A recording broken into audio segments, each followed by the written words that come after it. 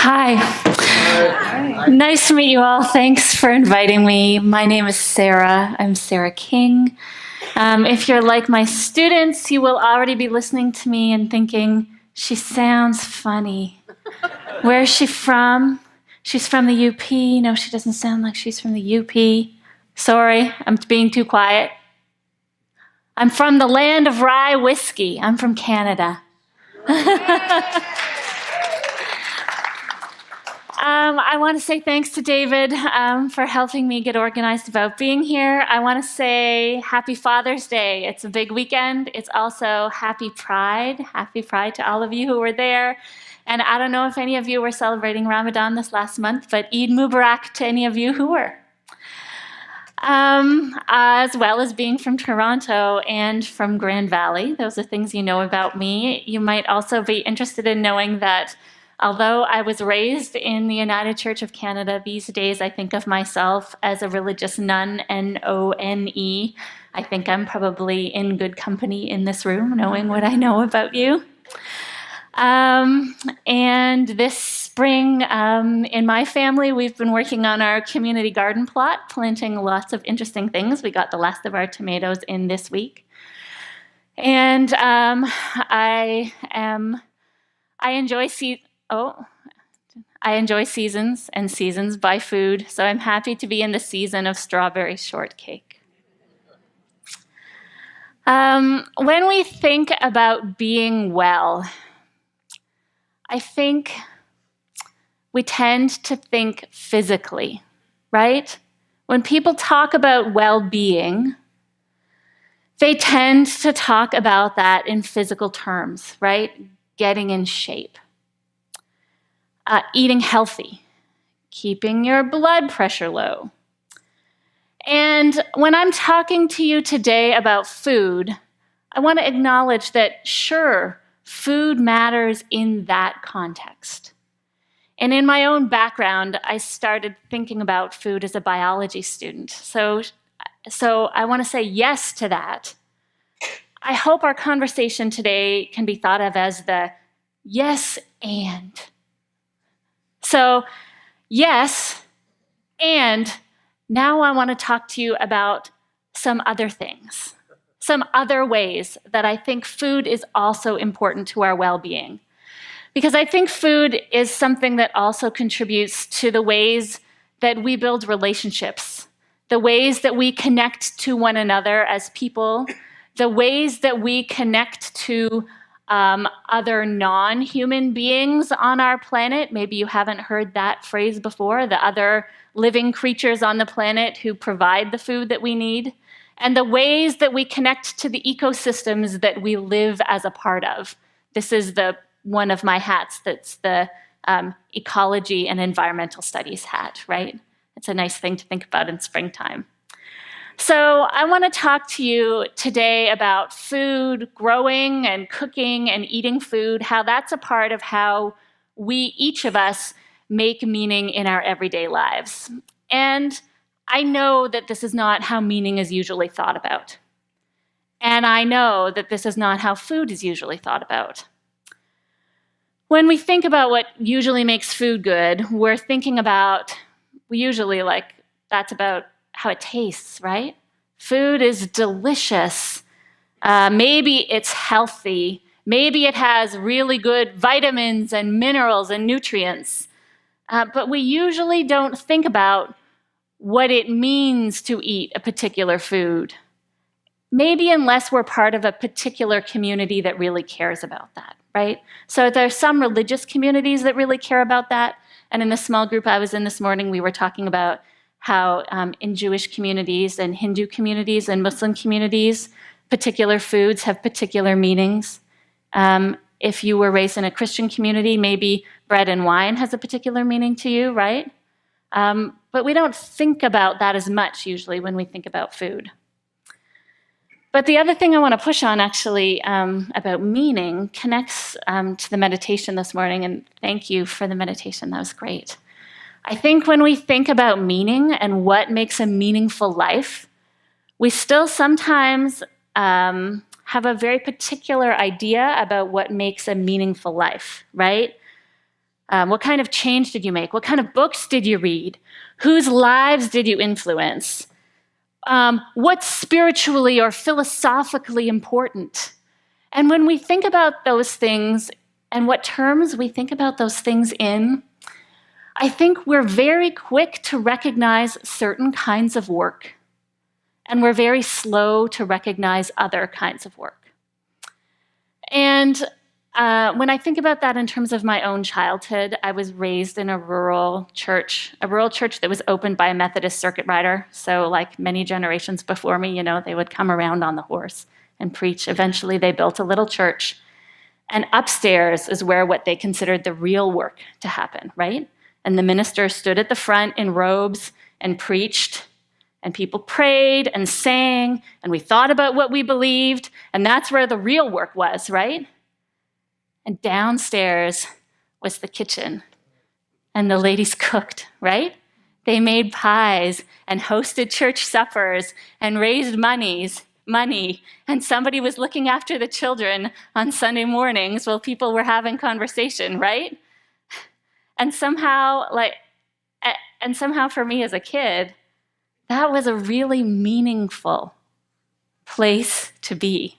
When I think about when I felt at home in that community, when I think about how I felt connected to my church community as a little girl, it was, getting to help cutting up the little cubes of bread, because we served communion as little cubes of bread in little glasses, right? It was getting to be special enough, to be old enough to help serve the pies, as part of one of the fundraising meals, right? Or to carry the pitchers of juice, right? Doing the serving of food, even though that wasn't recognized as part of the meaning making in our community. For me, it was part of what I recognized as the meaning making. And I think it's interesting about, and important to think about that kind of work, which is work in lots of communities and in lots of families that has been women's work, right?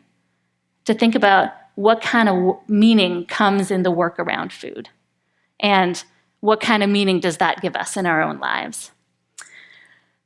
And I think actually the interesting thing about food is that there are lots of ways for us to get into that meaning, because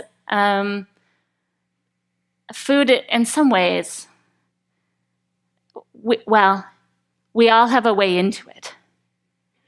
Because not everybody reads philosophy. Not everybody reads books. Not everybody prays. Not everybody goes to church on Sunday. But here's one thing. Everybody eats, right?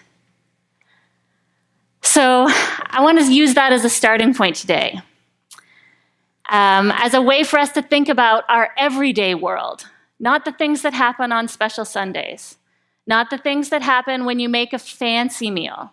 What happens if you pay more careful attention to your everyday world, to the things that happen as a normal part of your life and how you build relationships with people? This is also what I've been thinking about a lot lately.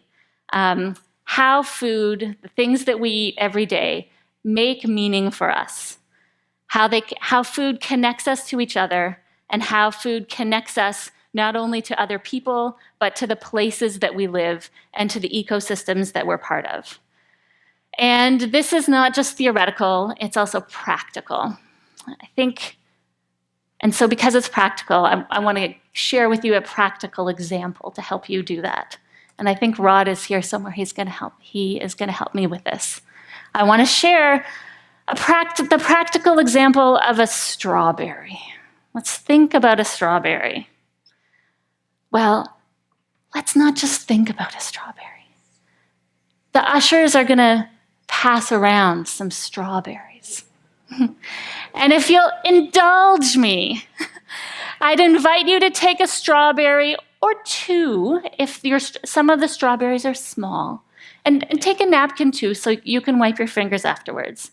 And just hold on to it for a moment until everyone has one, okay? And I want to tell you about the strawberries that are coming around as a way of thinking about food. So these strawberries I got for you on Friday morning at the Fulton Street Farmers Market in Grand Rapids. And they're from the Bob Alt Strawberry Farm, which is in Comstock Park. I don't know if any of you get your strawberries from there. They're strawberries from here, not strawberries that came from Florida or California on a truck. So that's one way that these strawberries are from here. But there's another important way that these strawberries are from here. And that is that strawberries are an indigenous food. I don't know if you knew that, but strawberries are, when people talk about local foods, right, they sometimes mean like foods that are grown here. But another way of thinking about strawberries is that they're a native species. And if you're lucky enough maybe to have like wild strawberries growing on your lawn somewhere or something, you know what treasures those teeny tiny little wild strawberries are, right? But wild strawberries have been growing in this part of North America at least as long as there have been people living in this part of North America. And so that means, you know, for some thousands of years. So they're a food that has been traditionally enjoyed at this time of year for many, many generations. And so for some of the peoples whose territory we're on now, the Anishinaabe peoples, they recognize these as ceremonial foods at this time of year. And for lots of people who came afterwards. So I don't know about you, but in my household, we like to make strawberry jam at this time of year. My grandmother would always make strawberry jam at this time of year, right? It was, if you were going to enjoy strawberries later on, there was no freezer, right? You have to make them into jam. We're getting close. This is good. So the other reason that I'm sharing the strawberry with you is because I think sometimes when we think about making meaning, we think about it as an intellectual exercise, right? But it's actually also, like you're saying, it's a bodily exercise. It's a physical exercise. That's why some of you come here probably because you like to sit together and hear whatever the teacher has to say. Some of you are probably here because you really care the most about the coffee and the cookies that are coming afterwards, right? And the chance to spend time with your community, right? It's the experience of being in relationship with one another. So and that is not to discount it, right? Instead, it's to hold up all of those everyday ways that we are making meaning in our relationships with one another. So I want to invite you to take a moment with your strawberry. Some of you are doing this already, right? Smell it. Look at it. I spent my time with your berries this morning in my kitchen sink washing them, right? What does the smell remind you of? Right. When you smell it, when you eat it, does the taste take you back to any moment in your own life? If you're a person who's allergic to strawberries, I hope you're not eating it, right?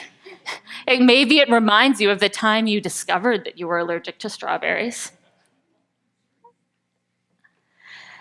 Think about the moments when you've enjoyed strawberries with other people in your own life.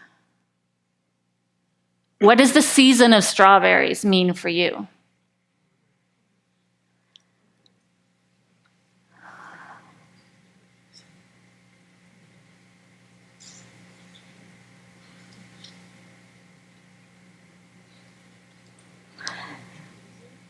Take a moment, and it's okay, take a moment and talk to the person beside you. Tell them about your strawberry. Tell them about how ridiculous you think I'm making you be.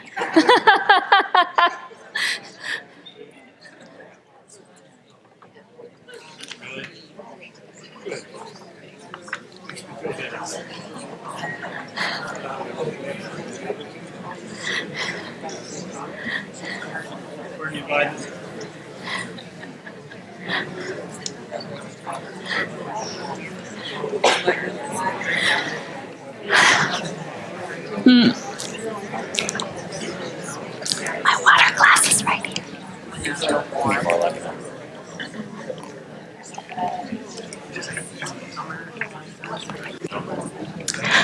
Thank you.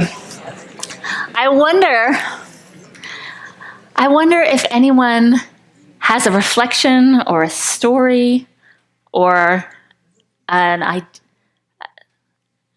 they heard or that they felt about strawberries in that moment that they'd be willing to share. You don't need me to tell you about strawberries.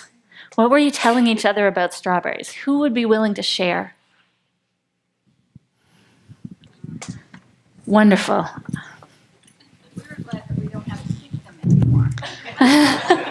We were both glad that we don't have to pick them anymore. We can buy them at the farmer's market, and I don't have to dodge the garter snakes. Absolutely. Yeah, I as soon as you said that, I can feel it in my back, right? And in my knees, that feeling of being, if anybody spent time in strawberry rows and picking the straw out of your knees afterwards, yeah. Strawberries were my father's favorite, and we didn't have a garden. But when I was in high school, I dated a boy whose family had a garden, and he would pick the best and biggest strawberry and bring it over to my dad. That's great.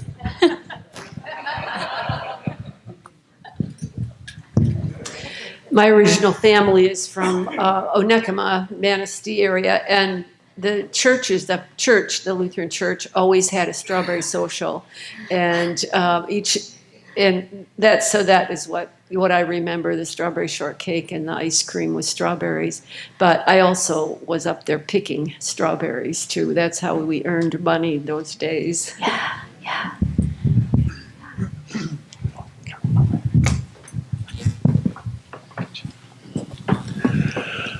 When I was a child growing up in Dearborn,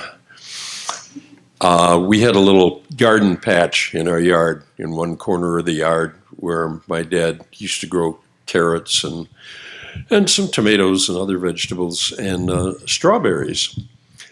But we discovered that we'd go out to get some strawberries and they'd be eaten already because the rabbits got them.